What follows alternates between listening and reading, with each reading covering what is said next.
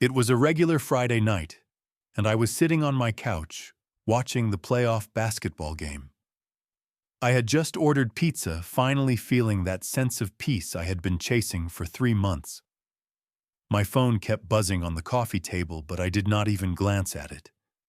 I had blocked over 20 numbers in the past 3 months. I knew exactly who was trying to reach me. Then came the pounding on my front door. That was not the pizza delivery guy.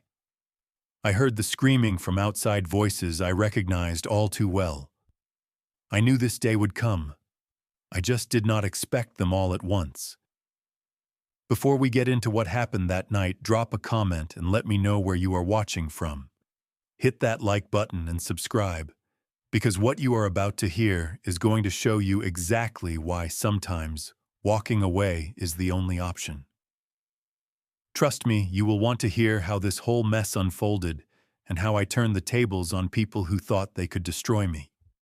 I met Sarah 5 years ago at a tech conference in Austin, Texas. She was working marketing for a startup, and I was there representing my software engineering firm. She had blonde hair, blue eyes, and this energy that just pulled people in. We hit it off immediately. 2 years of dating led to a small but warm wedding 3 years ago. About 100 guests showed up to celebrate with us. We bought a 2-story house in Portland, Oregon, with a small yard and a garden Sarah said she would tend to, but never did. I was making good money as a software engineer at a major tech company. Sarah worked remotely, and while her income was not as high as mine, we were comfortable. We traveled twice a year, usually to California, or maybe down to Mexico for a beach getaway. But there was always something hovering over us: her family. Sarah was the youngest of 3 kids. Her 2 older brothers, David and Thomas, were a handful. David was 37, worked construction, and had this aggressive edge to him. Thomas was 35, unemployed most of the time, and had a serious drinking problem.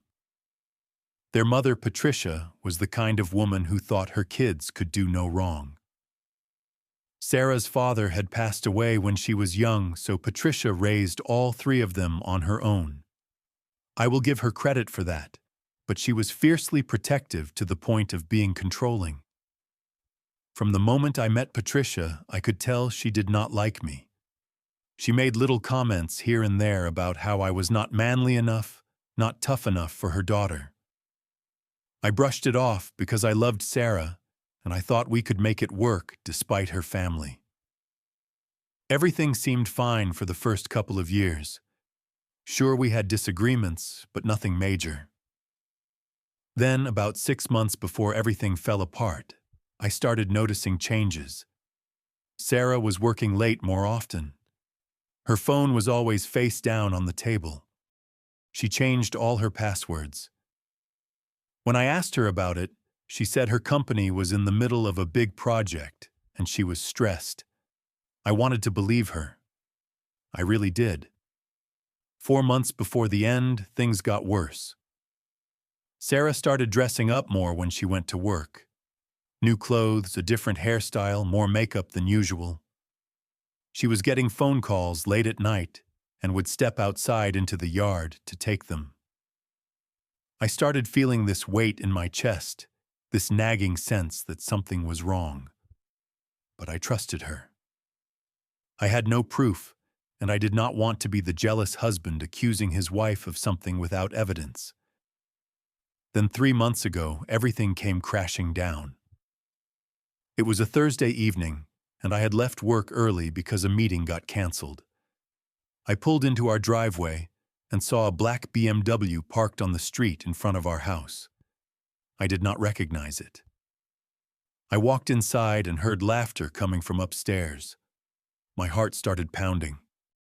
I went up the stairs as quietly as I could and opened the bedroom door. There she was, Sarah, with another man. His name was Kyle, and I later found out he was a personal trainer at the gym she had joined 4 months earlier.